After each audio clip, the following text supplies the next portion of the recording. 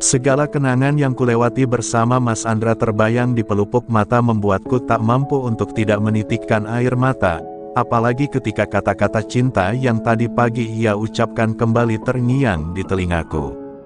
Aku takut kalau aku tak mampu lagi mendengar suaranya. Aku takut kalau aku tidak lagi dapat memandang wajahnya. Doa dalam hati tak henti aku panjatkan. Aku tidak boleh berpikiran buruk, karena Allah mengikuti sesuai prasangka hambanya. Kita akan kembali ketemu sama Papa. Papa pasti baik-baik saja, jadi Mama mohon kalian juga harus baik-baik di dalam sana, ucapku sambil membelai permukaan perutku. Anak pintar, pujiku saat mereka memberikan tendangan pelan. Hanya butuh waktu kurang dari 1 jam aku telah sampai di rumah sakit milik keluarga Ayah Aga.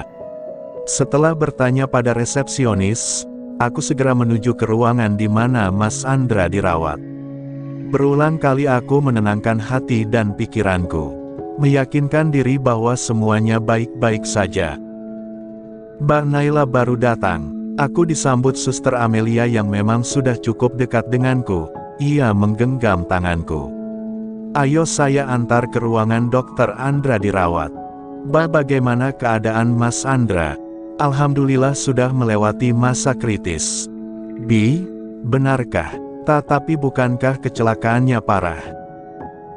Memang sangat parah, sampai-sampai mobil yang dikendarai oleh Dokter Andra ringsek. Namun Allah masih melindungi Dokter Andra. Kepala Dokter Andra terluka tapi tidak sampai gegar otak. Yang cukup parah lukanya ada di bagian kaki dan tangan, tapi Mbak Naila tidak usah khawatir karena semuanya telah ditangani. Sekarang kita tinggal menunggu Dokter Andra siuman. Aku mengucap syukur penuh kelegaan di hati. Langkah kami terhenti ketika melihat Pak Wirlan yang tengah berbicara dengan Tante Yanti di depan ruangan yang ditempati oleh Mas Andra. Refleks aku memeluk perutku. Ini kan yang Tante inginkan.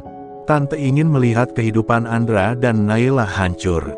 Tante ingin Naila dan Andra mati sama seperti Kak Ihsan, Kak Diandra dan Maryam. Apa itu yang Tante mau? Aku dan Suster Amelia terkesiap mendengar perkataan Pak Wirlan yang terbilang sangat kasar kepada Tante Yanti. Aku tidak menyangka kalau Pak Wirlan berani mengatakan kata-kata seperti itu. Mereka yang membuatku harus kehilangan orang-orang yang aku cintai. Wirlan, kamu tidak mengerti apa yang aku rasakan. Apa yang tidak ku mengerti? Aku tahu Tante merasa begitu kehilangan Maryam. Tapi asal Tante tahu, dibandingkan Tante, Andra dan Naila yang lebih merasa kehilangan. Mereka berdualah yang merawat Maryam berada di sisi Maryam. Mereka yang setiap detiknya selalu berada di sisi Maryam. Tapi mereka juga yang telah membunuh Maryam. Tidak ada yang membunuh Maryam. Naila, pembunuh Wirlan. Kalau wanita sialan itu tidak tertidur, cucuku tidak akan pergi meninggalkanku. Pijakan kakiku seketika goyah. Andai Suster Amelia tidak memegangi bahuku, mungkin kini aku telah terduduk di atas dinginnya lantai. Apa yang dikatakan oleh Tante Yanti memang benar. Andai aku tidak jatuh tertidur, semuanya tidak akan menjadi seperti ini. Aku, Mas Andra dan Maryam akan hidup bahagia dengan si kembar, tapi takdir berkata lain. Aku tidak mampu melawan apa yang telah Allah takdirkan untukku. Suster Amelia memintaku untuk ikut dengannya ke ruangan kerja Mas Andra agar aku tidak perlu mendengarkan perdebatan antara Pak Wirlan dan Tante Yanti yang belum menyadari kehadiranku. Namun aku menolak. Sudah cukup Tante, sudah cukup, coba Tante tempatkan diri Tante di posisi Naila. Tante wanita sama seperti Naila. Apa Tante rela bila harus memberikan bayi yang Tante kandung selama 9 bulan kepada orang lain padahal saat itu Tante telah menantikan kehadiran bayi itu? Aku yakin Tante pasti tidak akan mau melakukan itu.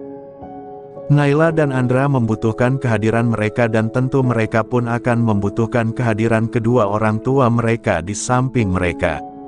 Pak Wirlan membawa tubuh Tante Yanti ke dalam pelukannya saat Tante Yanti menangis tergugu. Bukankah Tante selalu berkata padaku kalau apa yang kita lakukan di dunia akan diminta pertanggungjawabannya kelak di akhirat? Apakah Tante siap menghadapi hari itu? Aku menyayangi Tante. Aku tidak mau Tante terus-terusan dikuasai oleh dendam. Kita harus mengikhlaskan kepergian Maryam sebagaimana dulu kita mengikhlaskan kepergian Kak Ihsan. Allah mengambil Maryam dan Kak Ihsan dengan cara yang tidak kita duga karena Allah menyayangi mereka. Itu cara Allah melindungi mereka dari segala keburukan dunia yang fana ini. Perlahan tanpa sadar aku kembali melangkahkan kaki ke arah mereka. Naila, Pak Wirlan langsung menatap ke arahku, namun aku mengabaikannya. Perhatianku terfokus kepada Tante Yanti yang langsung memandangku dengan tatapan benci. Apa jika aku memberikan bayiku kepada Tante, Tante akan memaafkanku? Tante Yanti tidak menjawab, dia mengabaikan pertanyaanku. Apakah Tante akan merawat keduanya dengan baik sebaik Mas Andra merawat Maryam dulu? Lagi-lagi Tante Yanti hanya diam. Bila memang Tante ingin merawat mereka, aku akan memberikan mereka kepada Tante. Tante boleh mengambil mereka dariku.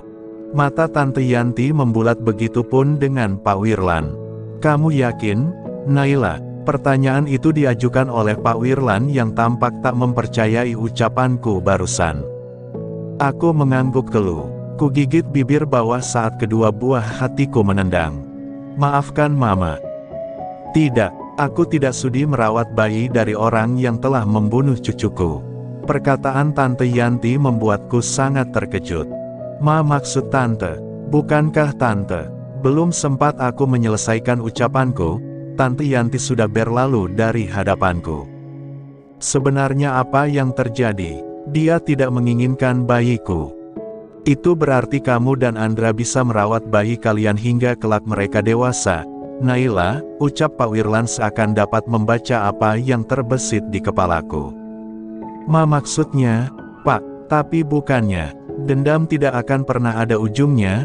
Mungkin saat kamu mengikhlaskan bayimu untuk Tante Yanti, di saat itu juga Allah menurunkan hidayah pada Tante Yanti. Kalau begitu, bukankah berarti aku harus dipenjara? Pak Wirlan menggeleng. Kamu tidak akan dipenjara. Semuanya telah selesai, Naila. Kamu dan Andra beserta si kembar akan hidup bahagia. Benarkah? Tanyaku memastikan. Benar kalau memang Allah meridai. Iya kan, Suster Amelia? Suster Amelia yang masih berdiri di sampingku mengangguk sambil tersenyum, namun senyumannya sirna saat Pak Wirlan menggombalinya. Ayo Mbak Naila, saya antar ke ruangannya Dokter Andra. Tidak usah diantar, Suster Amelia. Naila kan sudah besar, lagi pula pasti dia ingin berduaan dengan Andra, jadi biarkan mereka berduaan. Biar Suster Amelia berduaan saja sama saya. Banyak yang ingin saya bicarakan dengan Suster, sambil tersenyum jahil, ucap Pak Wirlan. Maaf Pak Wirlan, saya sibuk. Setelah mengatakan itu Suster Amelia langsung berlalu dari hadapanku dan Pak Wirlan. Pak Wirlan tertawa. Dia sungguh lucu, dari dulu tidak pernah berubah. Judes kayak kamu Nay. Dari dulu, Bapak sudah lama mengenal Suster Amelia. Tanyaku penasaran. Sejak SMA, dia adik kelas yang paling saya sayangi, tapi sayangnya dia malah membenci saya. Sudah, kamu jangan kepo. Siapa yang kepo? Bapak saja yang terlalu berlebihan menjelaskan. Orang saya cuma nanya sudah berapa lama Bapak kenal Suster Amelia, kok, gerutuku sambil berlalu dari hadapan Pak Wirlan. Kamu cemburu ya Nay? Goda Pak Wirlan namun tentu aku mengabaikannya. Tunggu, aku baru sadar, kok, kamu panggil aku Bapak lagi. Aku berhenti melangkah sejenak, teringat saat Mas Andra marah-marah karena aku memanggil Pak Wirlan dengan sebutan Mas. Mas Andra nggak suka, ujarku lantas kembali melanjutkan langkah, mengabaikan Pak Wirlan yang memprotes keputusanku. Aku menarik napas dalam-dalam sebelum masuk ke dalam ruangan yang ditempati oleh Mas Andra. Sebuah ruangan yang dilengkapi oleh berbagai alat medis. Rasa sesal menghantam hatiku saat aku melihat tubuh Mas Andra yang terkulai lemas di atas ranjang pesakitan. Beberapa alat menempel di tubuhnya. Tangan kanannya digips dan kepalanya juga diperban. Banyak luka yang menghiasi wajahnya. Naila, Bunda Lucy yang tengah berdiri di samping ranjang Mas Andra langsung memelukku sambil menangis. "Kenapa kamu pergi dari rumah?" Aku tidak mampu menjawab pertanyaannya.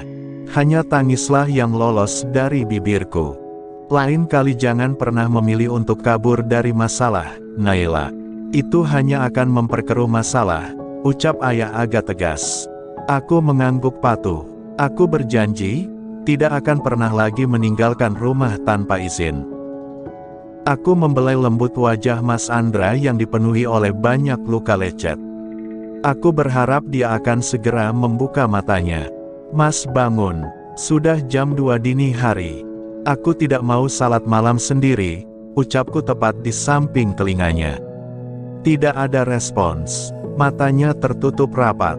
"Mas tahu tidak, Tante Yanti tidak akan mengambil bayi kita. Kita akan membesarkan si kembar hingga mereka dewasa." Masih tidak ada respons. "Ana uhibuka fila hatta fil jannah," ucapku untuk yang terakhir kalinya sebelum pergi menuju kamar mandi untuk berwudu. Saat keluar dari kamar mandi, aku bukan main terkejutnya saat melihat Mas Andra telah membuka matanya. Aku langsung menekan tombol yang menempel di dekat ranjang. "Alhamdulillah kamu sudah sadar, Mas," ucapku penuh syukur. Hampir saja aku menangis lagi. "Naila, iya Mas, ini aku. Maafkan aku, Mas, aku." Belum sempat aku menyelesaikan ucapanku, suster jaga datang bersama Dokter Rahadian. Dokter yang bertugas menangani Mas Andra.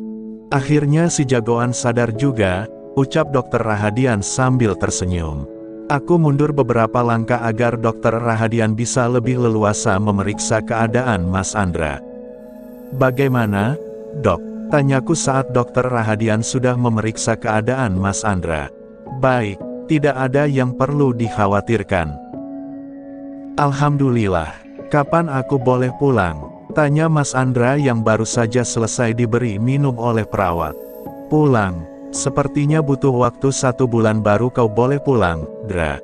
Sebulan. Aku tidak menyangka kalau akan selama itu." Dokter Rahadian tertawa. "Bercanda Naila.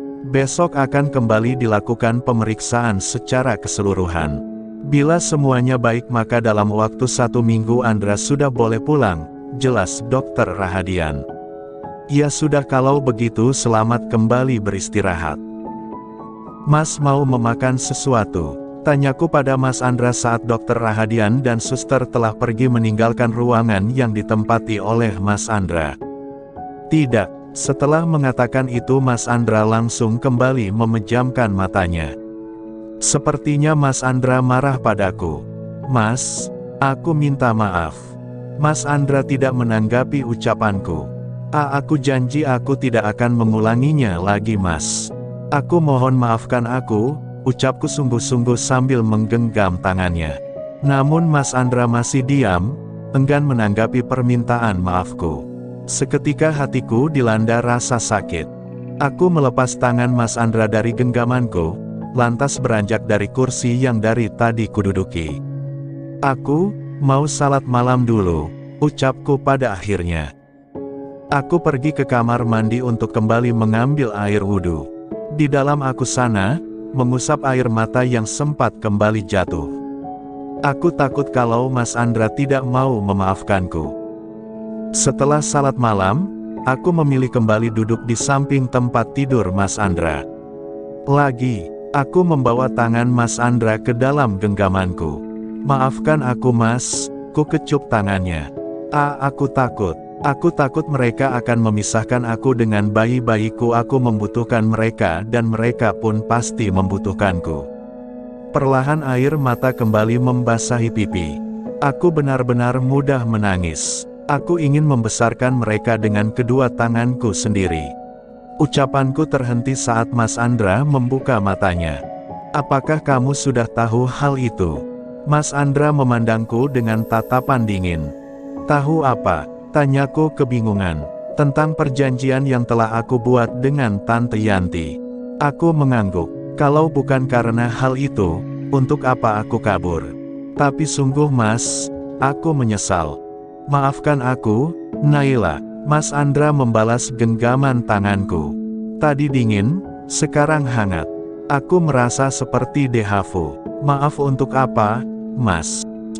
Maaf karena kelak kita harus memberikan kedua buah hati kita kepada Tante Yanti, ucap Mas Andra dengan tatapan bersalah. Kita tidak akan memberikan mereka pada siapapun. Ucapku tegas. Naila, dengarkan aku dulu, aku memotong ucapan Mas Andra. Tadi sore Tante Yanti bilang kalau dia tidak mau merawat kedua buah hati kita. Mas Andra menatapku bingung. Aku pun menjelaskan detail kejadian saat bertemu dengan Tante Yanti dan Pak Wirlan. Apa kamu yakin? Tanyanya. Aku mengangguk semangat, kemudian mengecup pipi Mas Andra. Kita akan hidup bersama. Senyuman terbit di wajah Mas Andra yang tampan meskipun banyak luka.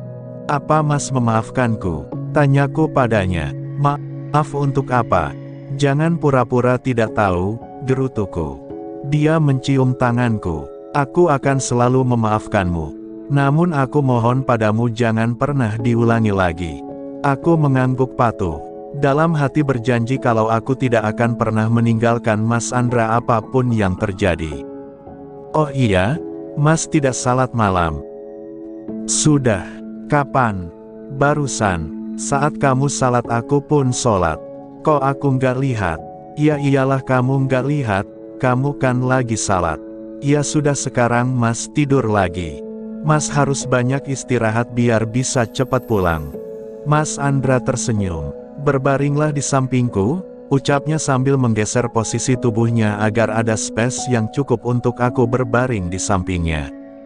Nggak mau ah, takut kena tangan kamu, tolakku sambil menatap ke arah tangannya. Tidak akan, sayang. Ayo sini.